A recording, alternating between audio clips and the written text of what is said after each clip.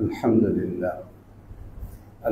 لله نحمده ونستعينه ونستغفره ونؤمن به ونتوكل عليه ونعوذ بالله من شرور أنفسنا ومن سيئات أعمالنا من يهده الله فلا مضل له ومن يضلله فلا هادي له ونشهد أن لا إله إلا الله وحده لا شريك له لا ضد له ولا ند له ولا مثل له ولا مثيل له ونشهد أن سيدنا وسندنا ونبينا محمدا عبده ورسوله أرسله إلى كافة الناس بشيرا ونذيرا وداعيا إلى الله بإذنه سراجا وقمرا منيرا أما بعد فأعوذ بالله من الشيطان الرجيم بسم الله الرحمن الرحيم واعبد ربك حتى يأتيك اليقين صدق الله العلي العظيم উপস্থিত পরম শ্রদ্ধাভাজন মুসলিম ভাইয়েরা, আল্লাহ তাআলার অশেষ মেহেরবানি, অন্তহীন দয়া ও অনুগ্রহ, রমজানুল মুবারকের পর আমাদের জন্যে, সারা পৃথিবীর মুসলমানের জন্যে রহমত এবং বরকতের এক সুন্দরতম আয়োজন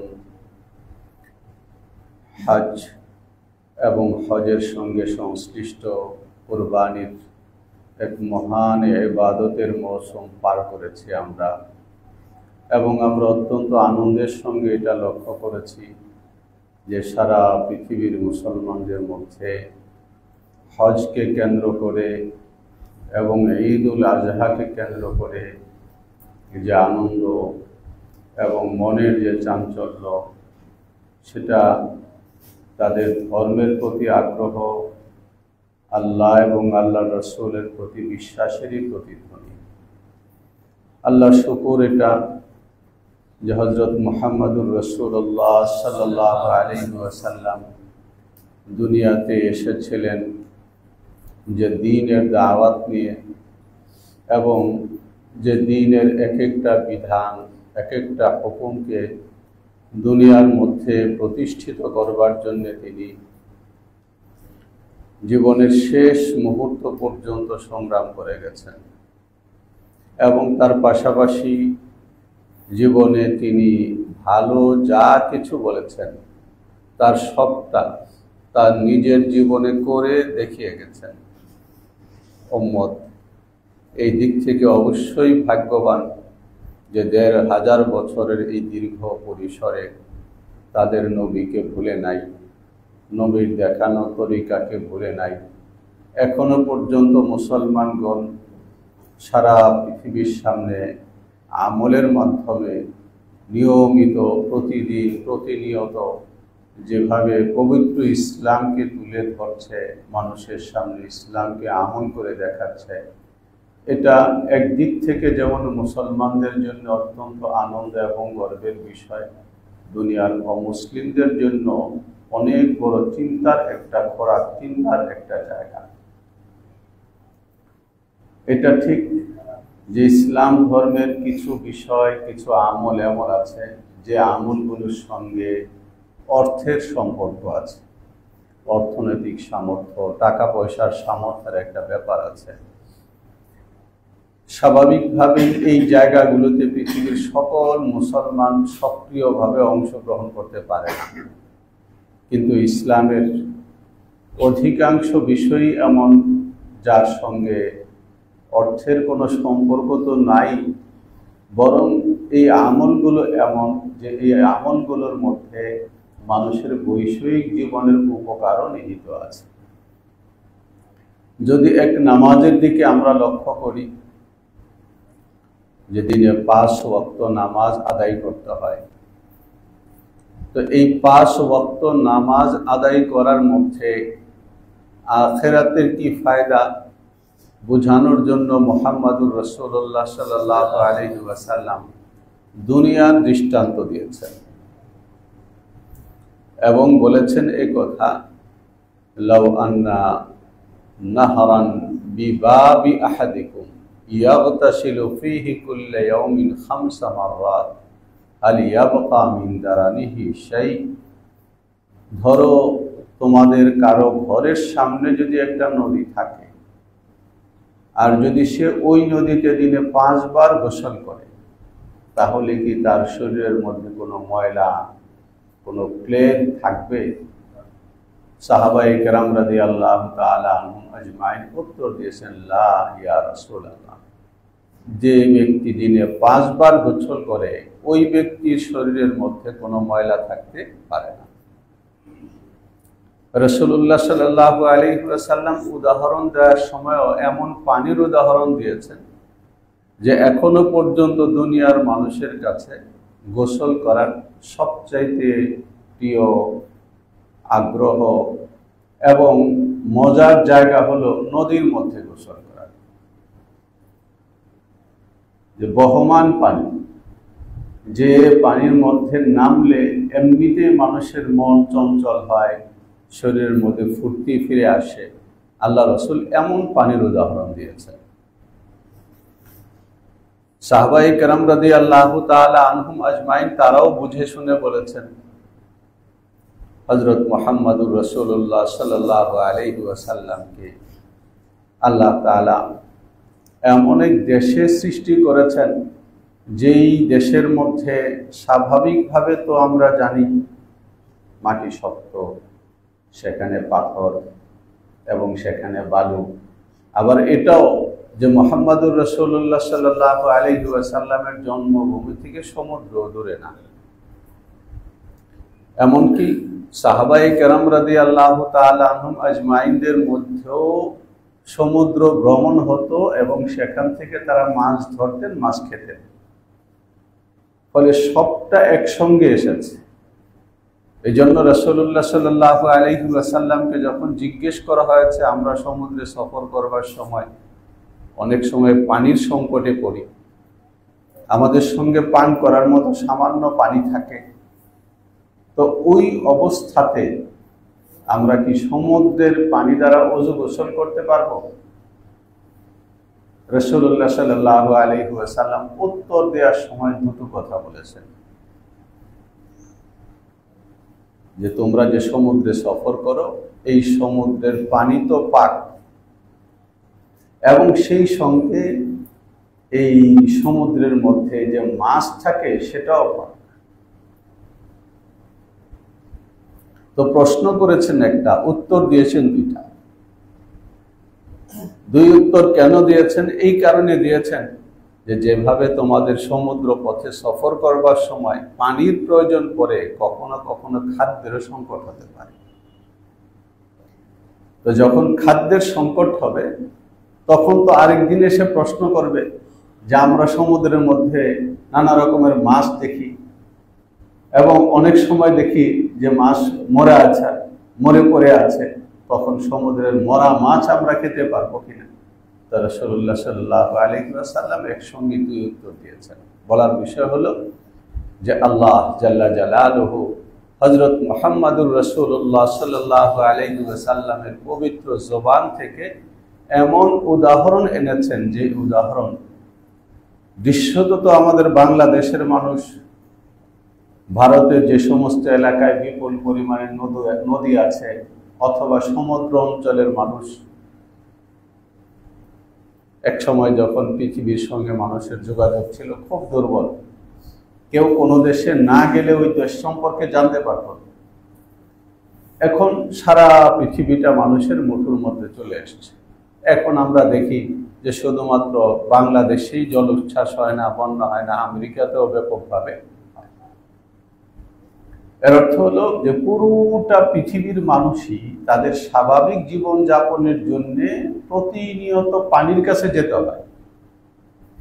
পানির কাছে যাওয়া ছাড়া কোনো ব্যক্তি তার জীবনটাকে সুস্থ রাখতে পারে না, জীবনের সুস্থতার জন্য। রাসূলুল্লাহ সাল্লাল্লাহু আলাইহি ওয়াসাল্লাম এটাকে উপমা এনেছেন যে পানি ছাড়া তোমাদের জীবন অচল, যে পানি ছাড়া তোমাদের জীবন দুর্গন্ধময় হয়ে যাবে, তোমাদের জন্য পৃথিবীতে বসবাস করা দুঃসাধ্য হয়ে পড়বে। সেই পানিতে যদি 5 বার গোসল করো তাহলে কোনো ময়লা থাকতে পারে না। এটা যেমন ফাযালিকা মাতালুস সালাওয়াতিল খামস, 5 ওয়াক্ত নামাজের উপমাও অনুরূপ। অর্থাৎ যে ব্যক্তি প্রতিদিন 5 ওয়াক্ত নামাজ যথাসময়ে আদায় করবে, কোরআনে কারীমের মধ্যে নামাজকে যথাসময়ে আদায় করতে বলা হয়েছে। ইন্নাস সালাতা কানাত আলাল মুমিনিনা কিতাবাম মাওকুতা, যে মুমিনদের উপরে সময় সংশ্লিষ্ট করে নামাজকে ফরজ করা হয়েছে। অর্থাৎ কোনো ব্যক্তির মন ভালো লাগলো তো ওই মুহূর্তে সে 5 ওয়াক্ত নামাজ একসঙ্গে আদায় করে নিল না। 5 ওয়াক্ত নামাজের নির্দিষ্ট সময় আছে, ওই নির্দিষ্ট সময়ের মধ্যে সেটা পড়তে হবে। রাসূলুল্লাহ সাল্লাল্লাহু আলাইহি ওয়াসাল্লামকে প্রশ্ন করা হয়েছে যে আল্লাহ তাআলার কাছে সবচেয়ে প্রিয় আমল কি? আইয়ুল আমালি আহাব্বু ইলাল্লাহ, সবচেয়ে প্রিয় আমল কি? রাসূলুল্লাহ সাল্লাল্লাহু আলাইহি ওয়াসাল্লাম বলেছেন as-সালাত লিমিকাতিহা, যথা সময়ে নামাজ আদায় করা এটা আল্লাহ তাআলার কাছে খুব প্রিয় আমল, সবচেয়ে প্রিয় আমল, যথা সময়ে নামাজ আদায় করা। তো রাসূলুল্লাহ সাল্লাল্লাহু আলাইহি ওয়াসাল্লাম বলছেন দিনে যদি 5 বার তুমি যথা সময়ে নামাজ আদায় করো তাহলে তোমার ভেতরটা এটা ঠিক ওই রকমের পরিষ্কার পরিচ্ছন্ন হয়ে যাবে, সেখানে কোনো প্লেগ থাকবে না, কোনো ময়লা থাকবে না, কোনো আবর্জনা থাকবে না, কোনো দুর্গন্ধ থাকবে না। যেভাবে দিনে 5 বার গোসল করলে তোমার শরীরের বাইরের দিকে কোনো ময়লা থাকে না, তোমার শরীরের বাইরের দিকে কোনো দুর্গন্ধ থাকতে পারে না। ফাযালিকা মাসালুস সালাওয়াতিল খামস ইয়ামহুল্লাহু বিহিন্নাল খাতায়া, যে আল্লাহ তাআলা এই নামাজের দ্বারা তোমাদের জীবনের যে ত্রুটি বিচ্যুতি আছে, পাপ পঙ্কিলতা আছে, এই সবগুলোকে আল্লাহ তাআলা একেবারে মোচন করে দেন, পরিষ্কার পরিচ্ছন্ন করে দেন, জিন্দেগি পবিত্র হয়ে ওঠে। মুহাম্মদুর রাসূলুল্লাহ সাল্লাল্লাহু আলাইহি ওয়াসাল্লামকে আল্লাহ জাল্লা জালালুহু কোরআনের ভাষায় দুটো কথা বলেছেন। একটা কথা বলেছেন ওয়ামা খালাকতুল জিন্না ওয়াল ইনসা ইল্লা লিয়াবুদুন, মানুষ এবং জিনকে আমি শুধুমাত্র আমার ইবাদতের জন্য সৃষ্টি করেছি। আর এই ইবাদতের শেষটা কি? শেষটা বলা হয়েছে ওয়াবুদ রাব্বাকা হাত্তা ইয়াতিয়াকাল ইয়াকিন, যে যতক্ষণ পর্যন্ত তোমার সামনে তোমার মৃত্যু হাজির না হবে ততক্ষণ পর্যন্ত তুমি আল্লাহর ইবাদতে ডুবে থাকবে। কারণ এটার জন্যই আল্লাহ তাআলা তোমাকে সৃষ্টি করেছেন। হযরত মুহাম্মদুর রাসূলুল্লাহ সাল্লাল্লাহু আলাইহি ওয়াসাল্লাম এই ইবাদতের প্রতি ব্যক্তি জীবনে কি রকমের যত্নবান ছিলেন? মুহাম্মদুর রাসূলুল্লাহ সাল্লাল্লাহু আলাইহি ওয়াসাল্লামের জীবনের যদি শেষ সময়টাকে আমরা দেখি, যে রাসূলুল্লাহ সাল্লাল্লাহু আলাইহি ওয়াসাল্লাম জীবনের শেষ প্রান্তে এসে অসুস্থ হয়েছেন এবং অসুস্থতার ভেতর দিয়ে তিনি দুনিয়া থেকে বিদায় গ্রহণ করেছেন।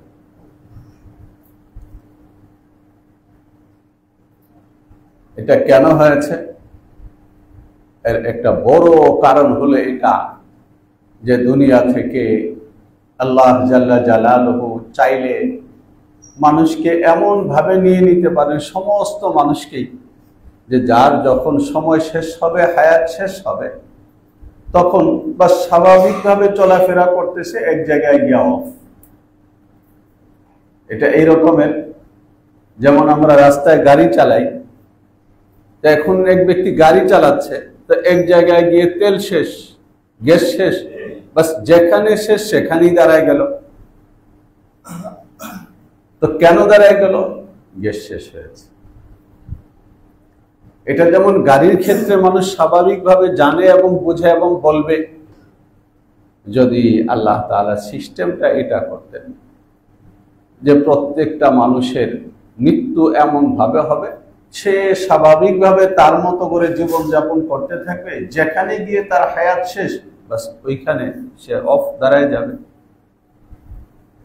আল্লাহ তাআলা চাইলে এটা করতে পারতেন। যদি এটা আল্লাহ তাআলা করতেন তাহলে কি হতো? দুনিয়ার মানুষের একটা বড় অংশ একটা কঠিন পরীক্ষার মধ্যে পড়ে যেত। সেই পরীক্ষাটা হলো এই, সবাই বলতো এই কথা যে আল্লাহ তাআলা তাকে এই জায়গায় এসে মেরে ফেললেন। কোরআনে কারীমের মধ্যে আল্লাহ তাআলা নিজে এটা বলেও দিয়েছেন, হুয়াল্লাযী ইউহয়ী ওয়া ইউমীত। আল্লাহ নিজের পরিচয় দিয়েছেন এটা, যে আল্লাহ ওই মহান সত্তা, যে সত্তা মানুষকে জান দেন, যে সত্তা মানুষকে মৃত্যু দেন। কাজেই আমি যে দুনিয়াতে একজন পূর্ণাঙ্গ মানুষ হিসাবে আসলাম, আমার দেহটা তৈরি হওয়ার পরে আমার মায়ের গর্ভে থাকতে যে আল্লাহ আমাকে জান দিয়েছেন, প্রাণ দিয়েছেন, ইউমিতু, সেই আল্লাহ আবার আমার নির্দিষ্ট হায়াতের একটা জায়গায় যাওয়ার পরে মৃত্যু দান করে। আল্লাযী খালাকাল মাউতা ওয়াল হায়াতা লিয়াবলুয়াকুম আইয়ুকুম আহসানু আমালা। যে আল্লাহ তাআলা হায়াতকে সৃষ্টি করেছেন, আবার মওতকে সৃষ্টি করেছেন। কেন সৃষ্টি করেছেন সেটাও বলে দিয়েছেন, লিয়াবলুয়াকুম, তোমাদেরকে পরীক্ষা করে দেখবার জন্য, আইয়ুকুম আহসানু আমালা, তোমাদের মধ্যে আমলের বিচারে কে উত্তম, এটা পরীক্ষা করে দেখার জন্য। কিন্তু মানুষ দুনিয়ার মধ্যে যে পরীক্ষাটায় পড়তো সেটা হলো যখন চোখের সামনে তার আদরের সন্তান, বাস সে ঘর থেকে বের হয়ে বাজারের দিকে যাচ্ছে, 2 কদম যাওয়ার পরে পড়ে গেছে, কি আল্লাহ তাকে মেরে ফেলেছেন। বাবার সঙ্গে খেতে বসেছে, লোকমা তুলছে, এই অবস্থায় লোকমার উঠছে না, হাত নিচের দিকে পড়ে গেছে, ছেলে মরে গেল। কে মেরেছেন? আল্লাহ মেরেছেন। এরকম প্রিয় জনকে যখন চোখের সামনে বিনা কারণে মরে যেতে দেখত, তখন মানুষ আল্লাহর সম্পর্কে এমন এমন কথা বলে বসত যে কথার কারণে তার ঈমান ধ্বংস হয়ে যায়, সবর করতে পারত না, এবং সে এই জায়গায় এসে স্থির থাকতে পারত না, হিসাব করে যে আল্লাহ আমাকে হায়াত দিয়েছেন, সেই আল্লাহতেই অধিকার আছে, তিনি আমাকে মৃত্যু দিবেন। এই জায়গায় এসে মানুষ খুব স্বাভাবিকভাবে এটা মেনে নিতে পারত না। এই জন্য আল্লাহ জাল্লা জালালুহু মানুষকে দুনিয়া থেকে নিয়ে যাওয়ার জন্য কোনো না কোনো একটা কারণ তৈরি করে দেন। মানুষ কখনো আহত হয়, কঠিন কষ্ট পায়, কখনো কখনো মানুষ এমন অবস্থাও তৈরি হয় যে সে নিজেকে হারিয়ে ফেলে। সে কি বলবে এবং সে কি বলছে নিজে তা বলতে পারে না। সাধারণ মানুষ তো সাধারণ মানুষ। সাহাবায়ে কেরাম রাদিয়াল্লাহু তাআলা আনহুম আজমাইন, পুরো জামাতের মধ্যে সাইয়্যিদনা ওমর ফারুক রাদিয়াল্লাহু তাআলা আনহু, যার সম্পর্কে আমরা বরাবর খুতবার মধ্যেও পাঠ করি, আশাদ্দুহুম ফি আমরিল্লাহি ওমর, যে সাহাবায়ে কেরামের মধ্যে আল্লাহ তাআলার হুকুম আহকামের ক্ষেত্রে সবচেয়ে কঠোর হলেন হযরত ওমর।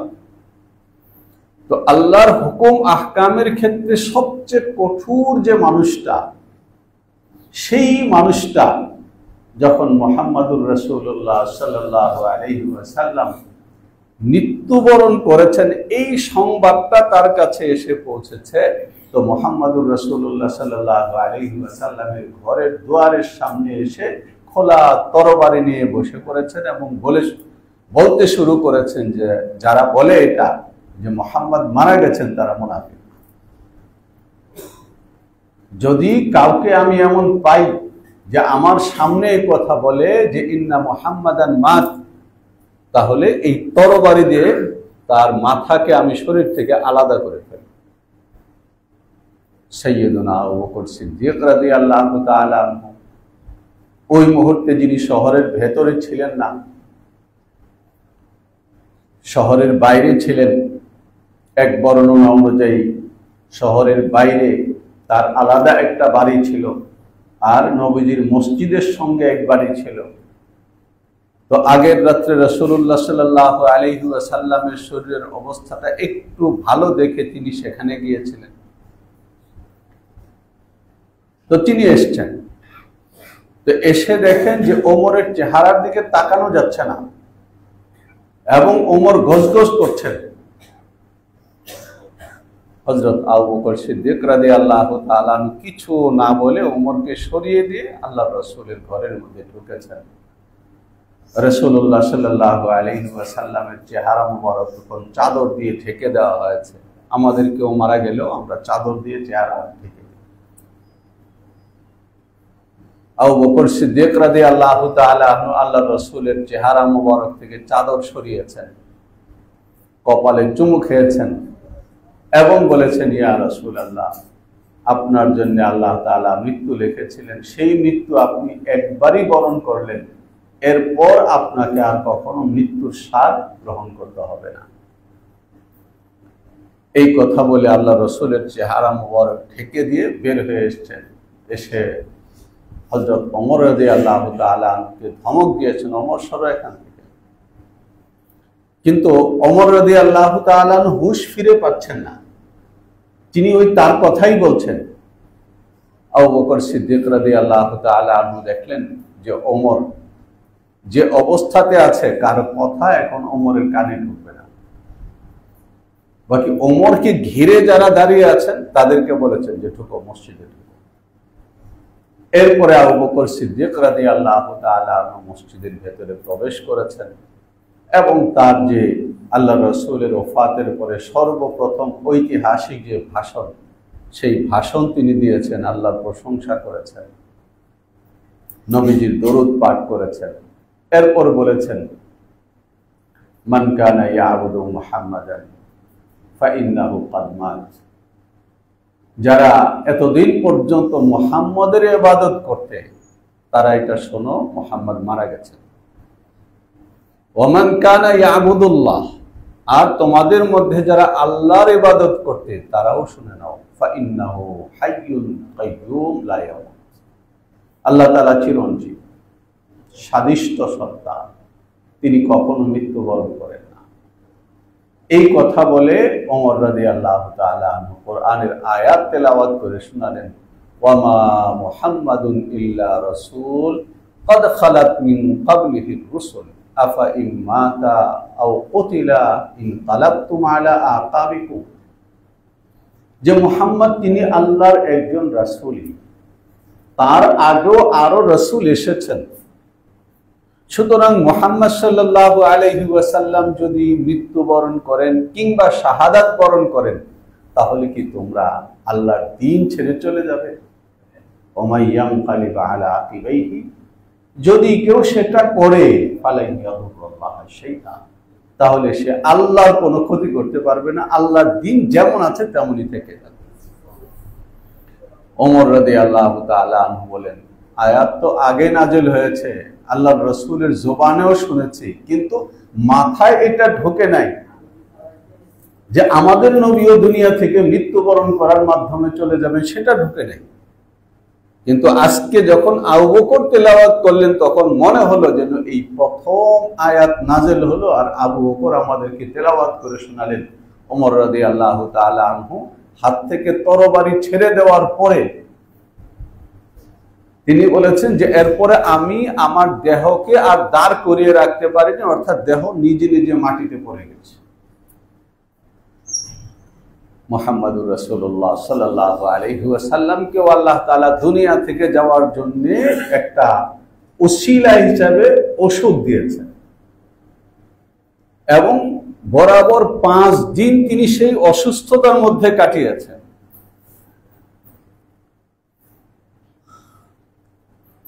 রাসূলুল্লাহ সাল্লাল্লাহু আলাইহি ওয়াসাল্লাম বুধবার মাগরিব নামাজ জামাতের সঙ্গে পড়িয়েছেন। এরপর যখন এশার সময় হয়েছে তো রাসূলুল্লাহ সাল্লাল্লাহু আলাইহি ওয়াসাল্লাম জিজ্ঞেস করেছেন, মানুষ কি নামাজ পড়ার জন্য মসজিদে এসছে? তো আল্লাহ রাসূলের ঘরের মেয়েরা এবং একান্ত ঘনিষ্ঠ আত্মীয় যারা ঘরের ভেতরে থাকতে পারে, বসতে পারে, তারা বলেছেন, হ্যাঁ, হুম ইয়ান্তাযিরুনা লাকা, মসজিদের মধ্যে লোকজন এসছেন এবং সকলে আপনার অপেক্ষা করতেছেন। রাসূলুল্লাহ সাল্লাল্লাহু আলাইহি ওয়াসাল্লাম বলেন, আমাকে ওযু করাও। পানি দেওয়া হয়েছে, গোসল দেওয়া হয়েছে, তারপর আল্লাহ রাসূল পবিত্র হয়ে বের হবেন, কিন্তু আবার বেহুশ হয়ে গেছে। 3 বার বেহুশ হয়েছে। এই প্রত্যেকবারই হুশ আসার পরে রাসূলুল্লাহ সাল্লাল্লাহু আলাইহি ওয়াসাল্লাম ওই এক কথাই, যে মসজিদে কি লোকজন নামাজের অপেক্ষা করছে? অপেক্ষা করছে, আপনার অপেক্ষা করছে। তৃতীয়বারে গিয়ে রাসূলুল্লাহ সাল্লাল্লাহু আলাইহি ওয়াসাল্লাম বলেছেন, মুরু আবা বকর লিয়ুসাল্লি বিন নাস, আবু বকরকে হুকুম করো, বলে দাও যে না, আবু বকর নামাজ পড়িয়ে দেয়। আম্মা জান আয়েশা সিদ্দিকা রাদিয়াল্লাহু তাআলা আনহা, আবু বকর খুব নরম মানুষ, আপনার জায়গায় আবু বকর দাঁড়াতে পারবেন না, ওমরকে বলেন। আল্লাহ রাসূল বলেছেন, আবু বকরকে বলেন। অথচ রাসূলুল্লাহ সাল্লাল্লাহু আলাইহি ওয়াসাল্লামের এক পাশে হযরত আব্বাস আর এক পাশে হযরত আলী রাদিয়াল্লাহু তাআলা আনহুমা, ঘরে দুইজন বসা। আবু বকর সিদ্দিক রাদিয়াল্লাহু তাআলা আনহুর ইমামত শুরু এখান থেকে। আল্লাহ রাসূল দুনিয়াতে থাকা অবস্থায় আবু বকর সিদ্দিক রাদিয়াল্লাহু তাআলা আনহু এক জুমা সহ, কেউ বলেছেন 20 ওয়াক্ত, কেউ বলেছেন 21 ওয়াক্ত নামাজের ইমামত করেছেন। 20 ওয়াক্ত এবং 21 ওয়াক্তের ব্যবধানটা কি, এটা আমি কোথাও পড়েছি, এই রকমের মনে পড়ে না। অর্থাৎ আমি তালাশ করে এই ব্যাখ্যা কেউ করেছেন সেটা পাই।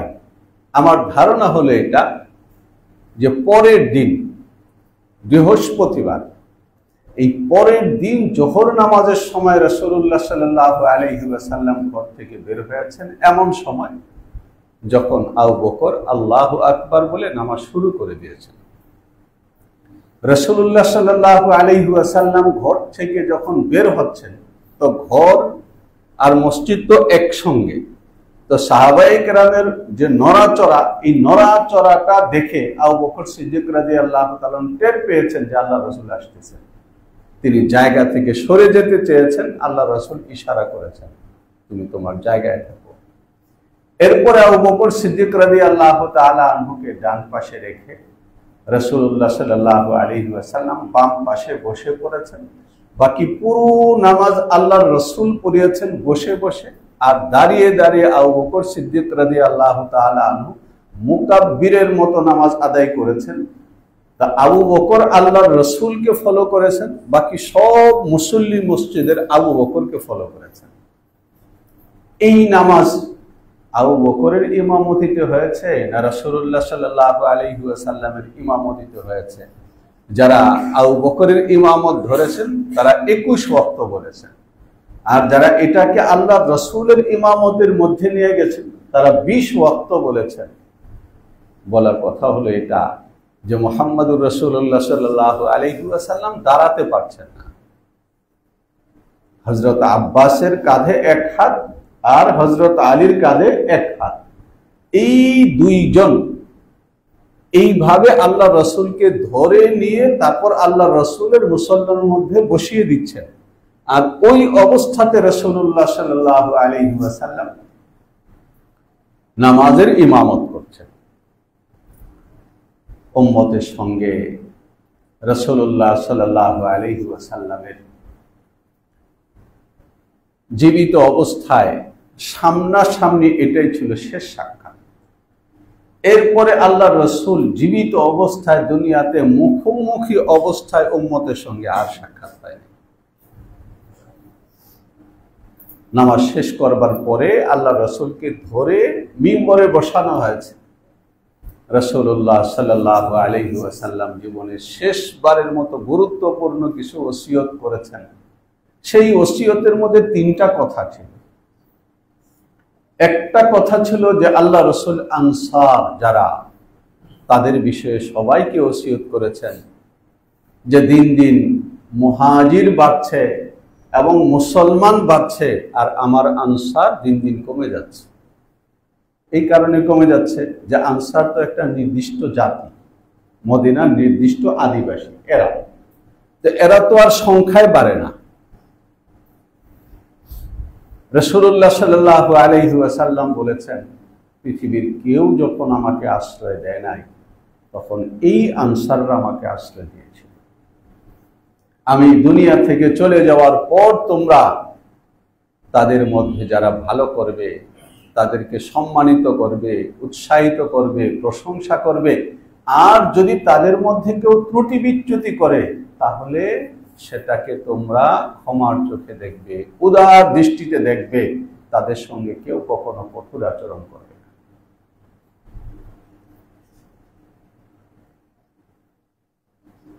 অন্য হাদিসের মধ্যে রাসূলুল্লাহ সাল্লাল্লাহু আলাইহি ওয়াসাল্লাম বলেছেন, মান লাম ইয়াশকুরিন নাস লাম ইয়াশকুরিল্লাহ। যে মানুষের কৃতজ্ঞতা করতে জানে না, সে আল্লাহর কৃতজ্ঞতা করতেও জানে না। আল্লাহ রাসূল দেখিয়ে দিয়ে গেছেন যে জীবনের সর্বশেষ ভাষণের মধ্যে ওই বন্ধুদের সম্মানের কথা বলে গেছেন যে বন্ধুরা তাকে পৃথিবীর কেউ যখন আশ্রয় দেয়নি, আপন জনেরা যখন ছেড়ে চলে গেছে, রক্তের মানুষেরা যখন শত্রু হয়েছে, তখন তারা তাকে আশ্রয় দিয়েছে।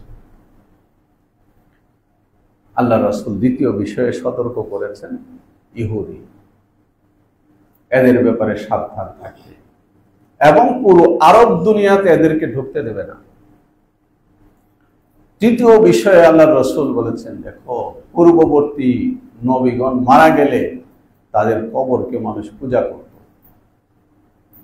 আমি যখন দুনিয়া থেকে চলে যাব, তখন আমার কবরকে আবার তোমরা পূজা করো না। কবর পূজা অত্যন্ত শক্ত অপরাধ। হযরত রাসূলুল্লাহ সাল্লাল্লাহু আলাইহি ওয়াসাল্লাম তারপর হযরত আব্বাস এবং হযরত আলীর কাঁধে ভর করে ঘরে ফিরে আসেন। এরপর আল্লাহ রাসূল নামাজ পড়াতে আর বের হতে পারেন। সোমবার, যেদিন রাসূলুল্লাহ সাল্লাল্লাহু আলাইহি ওয়াসাল্লাম জোহর নামাজের সময় বাদা জাওয়াল, সূর্য পশ্চিম দিকে হেলে যাওয়ার পর দুনিয়া থেকে বিদায় গ্রহণ করেছেন, ওই দিনের ফজর নামাজের যখন জামাত দাঁড়িয়েছে, তখন রাসূলুল্লাহ সাল্লাল্লাহু আলাইহি ওয়াসাল্লাম কার কাঁধে ধরে, এটা হাদিস এবং ইতিহাসের কিতাবের মধ্যে আমরা নাম পাই না। অর্থাৎ ঘরের মানুষদের কাঁধে ধরে আল্লাহ রাসূল দরজার সামনে এসেছেন। দরজার সামনে পর্দা ঝুলানো ছিল, আল্লাহ রাসূল পর্দা সরিয়েছেন। পর্দা সরিয়ে যখন তাকাচ্ছেন, তখন নামাজের জামাত চলতেছে।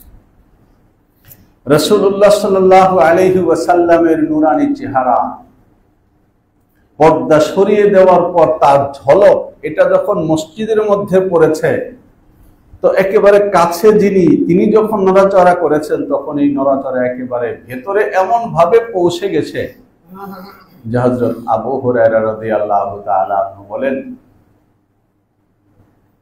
যে পুরো মসজিদের মধ্যে আল্লাহ রাসূলের দরজা খুলে একবার মুখ বের করা, এটা সাহাবায়ে কেরামের মধ্যে এমন চাঞ্চল্য ছড়িয়ে দিয়েছিল যে আশঙ্কা হচ্ছিল সবাই এখন নামাজ ছেড়ে এই আনন্দে যে আল্লাহ রাসূল শোয়া থেকে উঠেছেন, আল্লাহ রাসূল এখন মসজিদে আসবেন।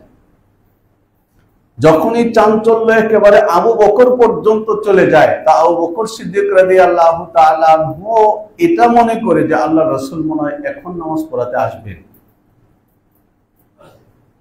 তো তিনি তার জায়গা থেকে সরে যেতে চেয়েছেন। রাসূলুল্লাহ সাল্লাল্লাহু আলাইহি ওয়াসাল্লাম হাত উঁচা করে ইশারা করেছেন আবু বকরকে, তুমি পড়াও। এরপরে পর্দা ছেড়ে দিয়েছেন। এই নামাজের অবস্থায় আল্লাহ রাসূলকে দেখা, এটা হলো উম্মতের শেষ দেখা। আর রাসূলুল্লাহ সাল্লাল্লাহু আলাইহি ওয়াসাল্লাম ও উম্মতকে দেখা, এই দেখা হলো নামাজের অবস্থায় উম্মতকে শেষ দেখা। আমি মূলত এই কথাটা বলবার জন্য এই পুরা ঘটনাটা আনলাম, নতুবা এটা আমার বলার এখন উদ্দেশ্য ছিল না। যে মুহাম্মদুর রাসূলুল্লাহ সাল্লাল্লাহু আলাইহি ওয়াসাল্লাম এই দিনই সূর্য হেলার পরে দুনিয়া থেকে বিদায় গ্রহণ করেছেন, আর উম্মতকে সর্বশেষ তিনি যে অবস্থায় দেখে গেছেন সেই অবস্থাটা হলো এই যে উম্মত আবু বকরের পেছনে, অর্থাৎ একজন ইমামের পেছনে নামাজ আদায় করতেছে, এই অবস্থায় দেখে গেছেন। আর রাসূলুল্লাহ সাল্লাল্লাহু আলাইহি ওয়াসাল্লামের চেহারা তখন কেমন ছিল? সাইয়্যিদুনা আনাস রাদিয়াল্লাহু তাআলা আনহু বলেছেন যে আল্লাহ রাসূলের চেহারা তখন আনন্দে ঝলমল করতেছিল। যে উম্মতকে এই অবস্থায় যে সবাই নামাজ পড়ছে শান্তভাবে, এটা দেখে রাসূলুল্লাহ সাল্লাল্লাহু আলাইহি ওয়াসাল্লামের চেহারা আনন্দে ঝলমল করছিল। তার কারণ দুনিয়াতে তিনি যে তাশরীফ এনেছিলেন, দুনিয়াতে নবী হয়ে আসবার পরে তিনি যত রকমের কষ্ট এবং নির্যাতন বরদাস্ত করেছেন, সেই নির্যাতনগুলোর যে ঘটনাগুলো শুধুমাত্র আমরা জানি, কয়টা ঘটনা এমন যে একেবারে সব আমাদের সামনে এসছে। আজকে আমরা যখন সৌদি আরবে যাই, হজ করতে যাই, ওমরা করতে যাই, তখন আমরা এক রকমের মজা করার জন্য ট্যুরে বের হই যে একটু তায়েফ দেখে আসি। শক্ত পাহাড় কেটে তারপর যে রাস্তা তৈরি করা হয়েছে, সেই রাস্তা দিয়ে শাসা করে যাই, শাসা করে আমরা আসি। সেখানে গিয়েও যখন দেখবার জন্যে, আর আজকাল তো সবাই চিন্তা করে যে ছবি না নিলে তো ওটা প্রমাণই হবে না। আমি দেখেছি যখন আধা ঘন্টা, 40 মিনিট, 1 ঘন্টা সেখানে ঘুরে ফিরে কাটায়, তখন সবার বুক একেবারে শুকিয়ে যায় পিপাসায়। আর এই রকমের কোন রাস্তাঘাট ছাড়া ওই পর্যন্ত মুহাম্মদুর রাসূলুল্লাহ সাল্লাল্লাহু আলাইহি ওয়াসাল্লাম দাওয়াত দিতে গেছেন।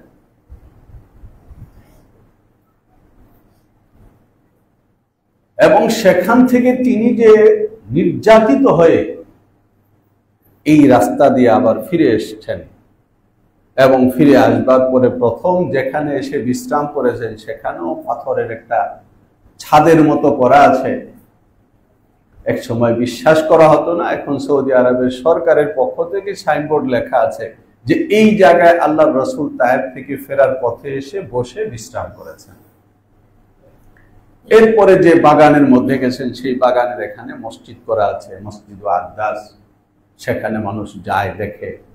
কিন্তু রাসূলুল্লাহ সাল্লাল্লাহু আলাইহি ওয়াসাল্লামকে রক্তাক্ত করবার পরে, তার শরীরকে চূর্ণ বিচূর্ণ করবার পরে, সেখান থেকে যে আল্লাহর রাসূল হেঁটে রওনা দিয়েছেন, যে হেঁটে রাসূলুল্লাহ সাল্লাল্লাহু আলাইহি ওয়াসাল্লাম সেখান থেকে এসেছেন, আসার পথে সেই মাস পথে তিনি রাত যাপন করেছেন।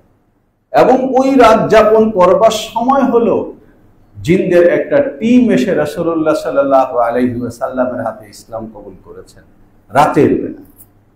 এরপরে তিনি যখন মক্কায় এসেছেন, তো মক্কা শহরের বাইরে আসবার পরে তার পালক পুত্র হযরত যায়েদ রাদিয়াল্লাহু তাআলা অনুসরণ করিয়ে দিচ্ছেন যে আপনি যখন মক্কা থেকে বের হন, তখন আপনি বলেছেন এই কথা, আমি মক্কা ছাড়লাম, এবং লোকজন সেটা জেনেছে। তো এখন যখন আপনি আবার মক্কায় ঢুকবেন, তারা বলবে তুমি কোন অধিকারে মক্কায় ঢুকেছ।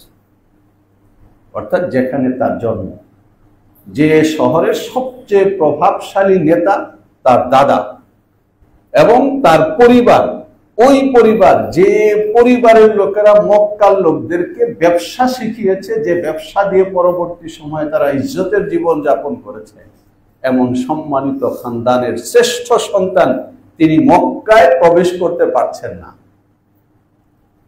তিনি অমুকের কাছে লোক পাঠাচ্ছেন যে আমাকে কেউ আছো যে মক্কায় ঢুকবার জন্য আমাকে আশ্রয় দিবে, নিরাপত্তা দিবে, এবং বলবে যে আমি দায়িত্ব নিচ্ছি মুহাম্মাদের। এবং তারা অস্বীকার করছে যে পরিস্থিতি আমরা তোমার দায়িত্ব নিতে পারবো না। মুহাম্মাদুর রাসূলুল্লাহ সাল্লাল্লাহু আলাইহি ওয়াসাল্লাম জীবনের এই সমস্ত কষ্ট করেছেন কি জন্য? সমস্ত কষ্ট করেছেন শুধু এই কথাটার জন্য, ওমা খালাকতুল জিন্না ওয়াল ইনসা ইল্লা লিয়াবুদুন। আল্লাহ বলেছেন যে আমি মানুষ এবং জিনকে শুধুমাত্র আমার ইবাদত করবে, এই আমার ইবাদতের জন্যই আমি সৃষ্টি করেছি। এইখানে অন্য কারো সামনে মাথা নত করা, অন্য কারো ইবাদত করা এর কোনো অবকাশ নেই। এবং সেটা কতদূর পর্যন্ত? ওয়া'বুদ রাব্বাকা হাত্তা ইয়াতিয়াকাল ইয়াকিন, একেবারে মৃত্যু পর্যন্ত আল্লাহর গোলামি, আল্লাহর ইবাদত করে যেতে হবে। মুহাম্মাদুর রাসূলুল্লাহ সাল্লাল্লাহু আলাইহি ওয়াসাল্লাম মরণ পর্যন্ত এই দাওয়াত দিয়েছেন এবং মরণ পর্যন্ত তিনি এটার পেছনে এমন ভাবে লেগে থেকেছেন যে যখন তিনি দুনিয়া থেকে চলে যাবেন, এই কয়েক ঘন্টা বাকি আছে, তখন তিনি সর্বশেষ উম্মতের যে দৃশ্য দেখে আনন্দ চিত্তে দুনিয়া থেকে বিদায় গ্রহণ করেছেন, সেই দৃশ্য হলো যে উম্মত নামাজের মধ্যে ডুবে আছে। নামাজের মধ্যে ডুবে থাকা, এটা হযরত মুহাম্মাদুর রাসূলুল্লাহ সাল্লাল্লাহু আলাইহি ওয়াসাল্লামের কাছে সবচেয়ে প্রিয় বিষয়। আল্লাহ শুকর, চাঁদ, চন্দ্র মাস বিভিন্ন সময়ে আমাদের জন্য বিভিন্ন রকমের উপলক্ষ নিয়ে আসে। সেই উপলক্ষগুলো এসে আমাদেরকে তাজা করে দিয়ে যায়, আমাদের জীবনের নানা গুরুত্বকে, নানা কাজকর্মকে আবার গুরুত্বের সঙ্গে জাগিয়ে দিয়ে যায়। আমরা সচেতন হই, আগ্রহী হই, কিন্তু এর অর্থ এই না রমজান আসলো, রোজা রাখলাম, নামাজ পড়লাম, তারাবি পড়লাম, তো রমজান শেষ, বাস সব শেষ। হজ আসলো, কুরবানি আসলো, যাদের তৌফিক হলো হজ করতে গেলাম, যারা পারলাম কুরবানি দিলাম, ঈদের নামাজ পড়লাম, বাস তারপরে শেষ, এমন না। বরং সত্যিকারের মুমিনের চরিত্র হলো এটা, যে মুমিনের জীবন হবে ইবাদত, ইবাদত। এবং এই ইবাদতের মধ্যে সর্বশ্রেষ্ঠ ইবাদত হলো নামাজ। আর নামাজ এটা এমন একটা ইবাদত যে রাসূলুল্লাহ সাল্লাল্লাহু আলাইহি ওয়াসাল্লাম শুরুতে যে হাদিস বলেছে, যে উপমা দিয়ে বলেছেন, যে প্রতিদিন যেভাবে নদীর মধ্যে 5 বার গোসল করলে শরীরে কোনো রকমের ময়লা থাকে না, ক্লেদ থাকে না, দুর্গন্ধ থাকে না, ঠিক একইভাবে যে ব্যক্তি নিয়মিত 5 ওয়াক্ত নামাজ আদায় করবে, তার শরীরের মধ্যেও তার মধ্যেও কোনো রকমের পাপের গন্ধ থাকবে না, পাপের ময়লা থাকবে না, পরিষ্কার হয়ে যাবে। 5 ওয়াক্ত। এই জন্য নামাজের যখন আজান হয়ে যায়, তখন যেভাবে হযরত মুহাম্মাদুর রাসূলুল্লাহ সাল্লাল্লাহু আলাইহি ওয়াসাল্লাম এবং তার হাতে তৈরি সাহাবায়ে কেরাম রাদিয়াল্লাহু তাআলা আনহুম আজমাইন আজানের অপেক্ষা করতেন, আজান হয়ে গেলে আর ঘরে থাকতেন না। সকল মুমিনের ভেতরে এই আবেগ থাকা উচিত যে আমাকে আল্লাহ ডাকছেন, মুয়াজ্জিন আল্লাহর পক্ষ থেকে আমাদেরকে ডাকেন, আমাকে আল্লাহ ডাকছেন। এবং সেই ডাকও কি রকমের ডাক? হাইয়া আলাস সালাহ এর সঙ্গে হাইয়া আলাল ফালাহ, নামাজে আসো এবং সফলতার কাছে আসো, সফলতার দিকে আসো। এর অর্থ হলো যে নামাজ যদি তুমি পড়ো, তাহলে এই এক নামাজ তোমার জীবনকে সফল বানিয়ে দিবে।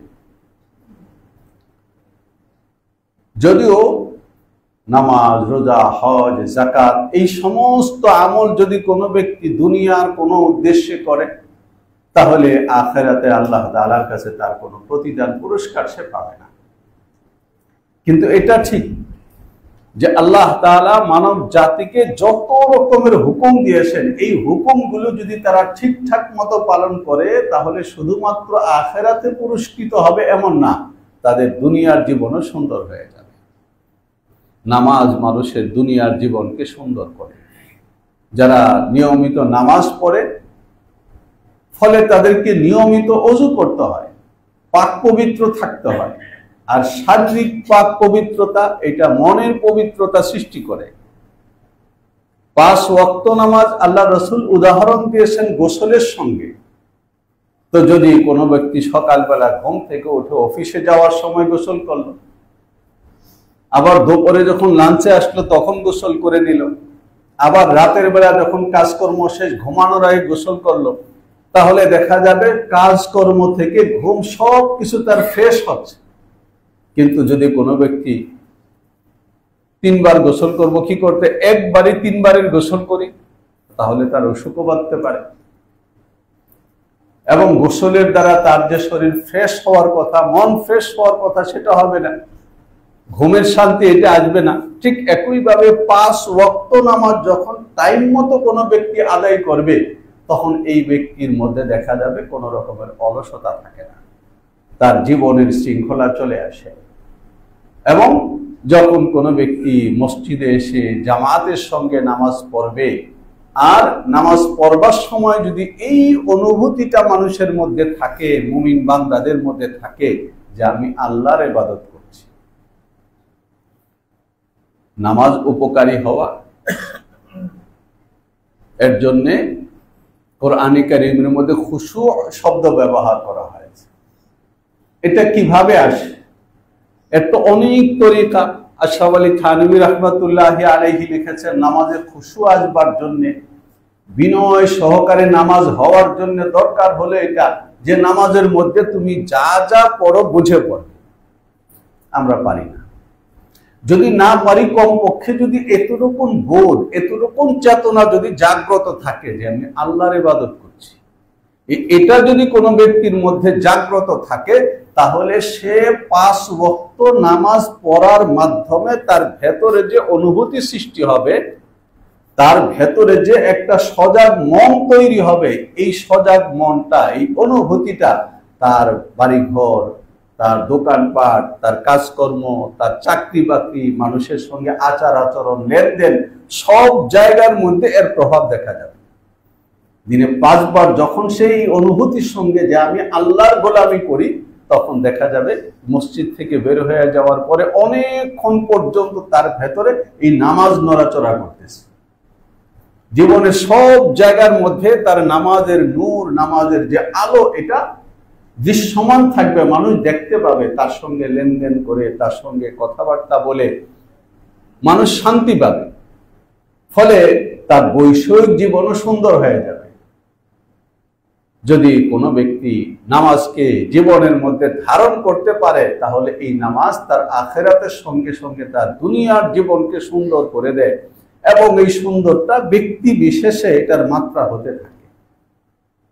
কোনো কোনো ব্যক্তির ক্ষেত্রে তো এমন হয়ে যাবে যে ওই ব্যক্তিকে সমাজের সবাই পছন্দ করতেছে। কারণ কি? যে কারণ এটাই হতে পারে, 5 জন পাশাপাশি ব্যবসা করে কিন্তু একজনকে সবাই গুরুত্ব দেয়, তার কাছে গিয়ে লাইন ধরে সদাই কিনে, আর বাকি 4 জন বসে থাকে। কারণ কি? কারণ হতে পারে এটা যে এই ব্যক্তি যখন দিনে 5 বার আমি আল্লাহর ইবাদত করি, এক আল্লাহর সামনে আমি মাথা নত করি, এই যে মনটা, এই যে বিশ্বাসটা, এই বোধটাকে জায়গায় যখন কোনো ব্যক্তি নিয়মিত নামাজ পড়তে থাকে, তখন সে নরম না হয়ে পারে না, তার কাজকর্ম সুশৃঙ্খল না হয়ে পারে না, তার প্রত্যেকটা আচার আচরণের সময় তার মন তাকে মনে করিয়ে দেয়, দেখো তুমি কিন্তু আল্লাহর ইবাদত করো, তুমি কিন্তু আল্লাহর সামনে সিজদা করো, সুতরাং তুমি কারোর সঙ্গে খেয়ানত করতে পারো না। একটা কর্তব্য, একটা দায়িত্ব বোধ তার ভেতরে নিজে নিজে তৈরি হয়ে যায় এবং কোনো রকমের কেউ কিছু বলা ছাড়া, কোনো রকমের চাপ ছাড়া সে নিজে নিজে এমন সুন্দর হয়ে যায় যে তার সুন্দরটা সে চাইলেও তখন আর লুকিয়ে রাখতে পারে না। আল্লাহ জাল্লা জালালুহু আমাদের জন্য এই পুরা দুনিয়ার সমস্ত নিয়ামত সৃষ্টি করে একেবারে মুক্ত করে দিয়েছেন, সব তোমাদের জন্য। তিনি চেয়েছেন পুরোটা দুনিয়া আমরা আমাদের মতো করে ভোগ করব আর শুধুমাত্র আল্লাহকে সিজদা করব। আল্লাহ তাআলা আমাদের সবাইকে মন দিয়ে আল্লাহর ইবাদত করার তৌফিক দান করেন, আমিন। ওয়া আখির দাওয়ানা আলহামদুলিল্লাহি রাব্বিল আলামিন। যারা সুন্নত পড়েন 4 রাকাত।